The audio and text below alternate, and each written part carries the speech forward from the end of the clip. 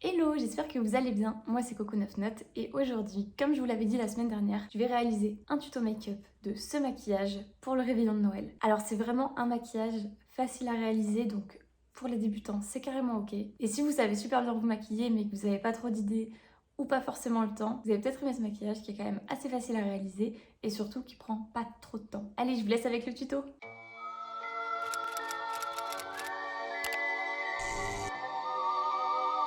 Allez, c'est parti. Je commence avec ma base. Donc ça, c'est une base SOS UV qui vient de chez Clarins. Elle est SPF 30 et elle va booster l'éclat et protéger. J'en mets vraiment une noisette comme ça et je vais la répartir sur tout mon visage.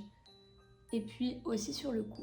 Je sais pas si vous vous rendez compte, là déjà on voit bien l'éclat que ça donne. Je prends déjà de l'avance avec la coiffure, j'ai mis mon bigoudi et je vais le garder pendant tout le maquillage. C'est un truc que je fais souvent et comme ça je gagne du temps. Ensuite, la technique du scotch. Donc ça c'est vraiment hyper bien si vous n'arrivez pas trop à faire votre trait d'eyeliner, etc.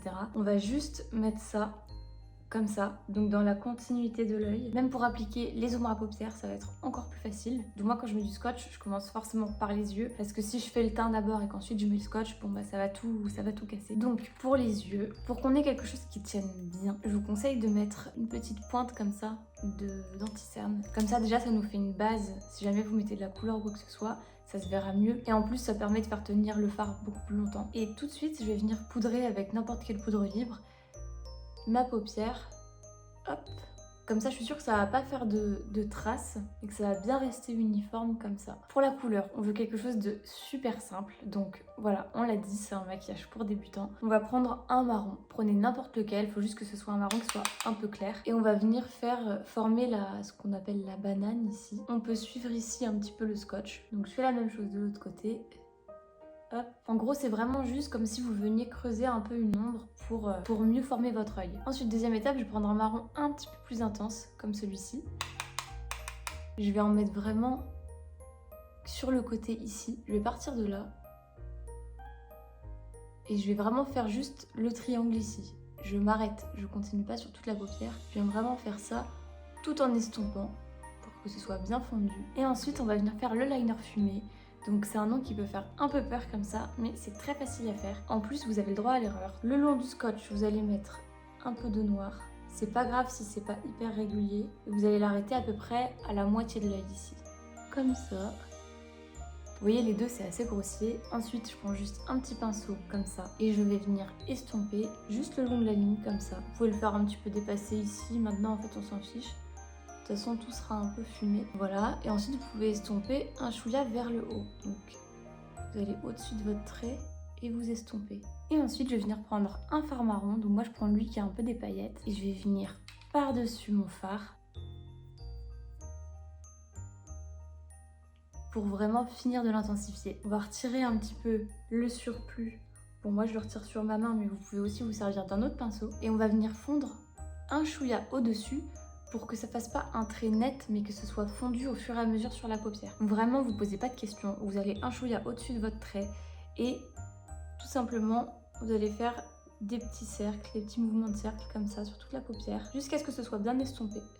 C'est tout. Bon, là, la lumière que j'ai atténue beaucoup les couleurs. Mais voilà, au moins comme ça, vous avez la technique expliquée, on va dire, mais vous vous rendrez compte sur vous-même du résultat de toute façon. Ça n'a rien à voir. Si vous voulez que ce soit plus intense, vous pouvez mettre du crayon marron à l'intérieur de la muqueuse, donc là-haut. Moi, c'est ce que je vais faire. Donc je ferme l'œil et je trace à l'intérieur, comme ça au moins je suis sûre de pas me faire pleurer les yeux. Et comme c'est Noël, on veut quand même des paillettes. Je vais venir rajouter un fard comme ça, qui est un peu pailleté, argenté. Et je vais juste venir tapoter comme ça sur la partie interne. J'aime bien faire déborder un petit peu sur le bord et ici. Comme ça fait une petite touche de lumière. Et là, entre les deux, vous pouvez juste le fondre grossièrement comme ça, direct au doigt. Je trouve qu'en général, les paillettes, ça s'applique beaucoup plus facilement au doigt parce que la pigmentation est plus forte. Mais si vous préférez faire avec un pinceau, bah y a pas de souci, ça marche aussi quand même.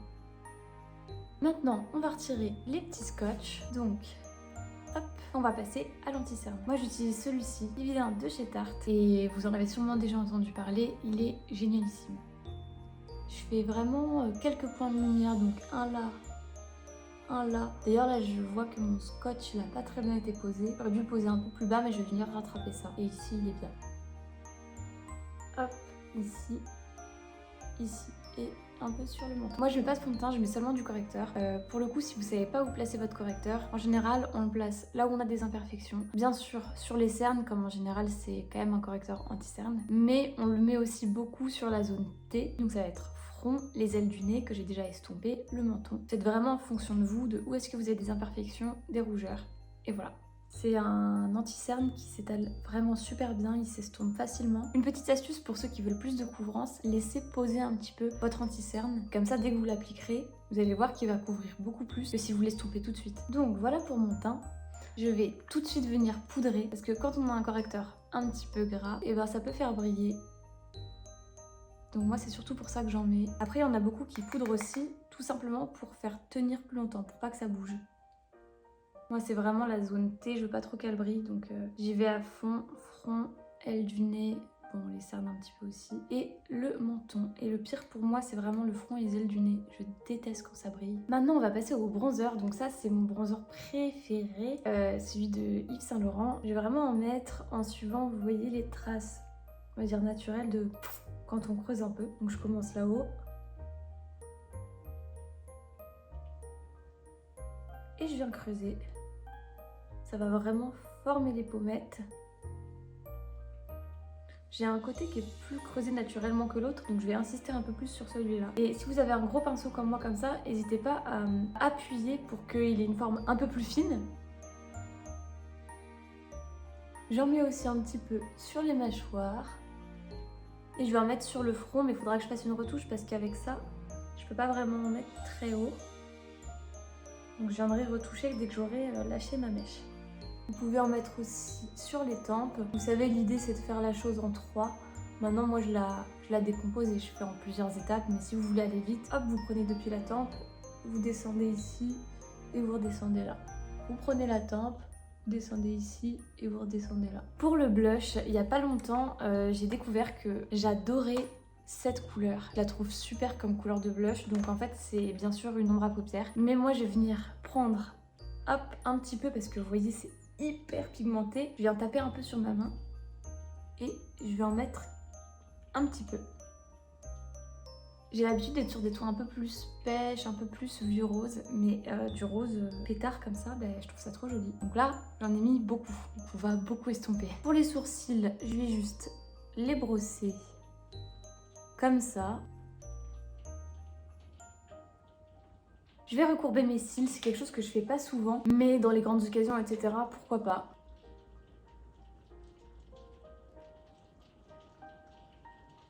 Je trouve que ça rend beaucoup plus facile l'application du mascara aussi. Le fait de recourber les cils. Regardez, ça fait une super belle longueur. Je vais rajouter un peu d'highlighter, donc j'utilise celui-là de chez Charlotte Bio. On va venir rajouter sur les petits points de lumière. Ça, moi j'en mets du coup sur les pommettes, sur le nez.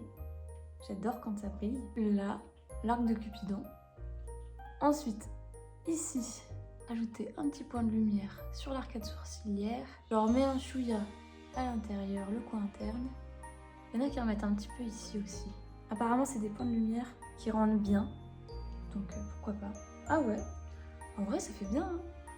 J'aurais jamais pensé en mettre ici, mais en effet, ça marche bien. Bon, et ben il reste plus qu'à faire la bouche. On va utiliser un rouge à lèvres rouge, bien sûr.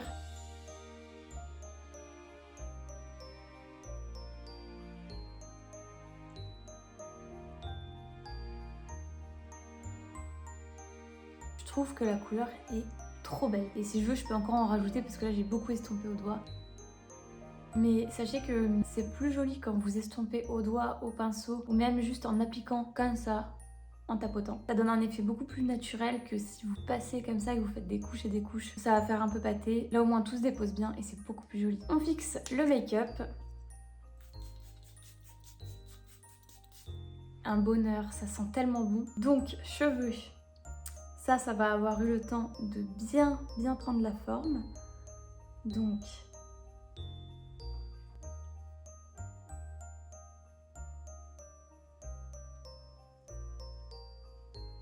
voilà, j'aime bien dès que ça a cette forme-là. Je rajoute des boucles d'oreilles pour avoir un vrai look de fête.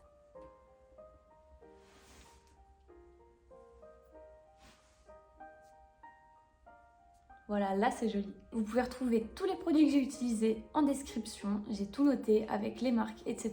J'ai adoré faire ce tuto pour le réveillon avec vous. J'espère que ça vous donnera des inspi. Je vous dis pas à jeudi prochain parce que je fais une petite pause pendant les vacances. Et du coup, on se retrouve juste après les vacances. Je vous souhaite de très belles fêtes et à très vite.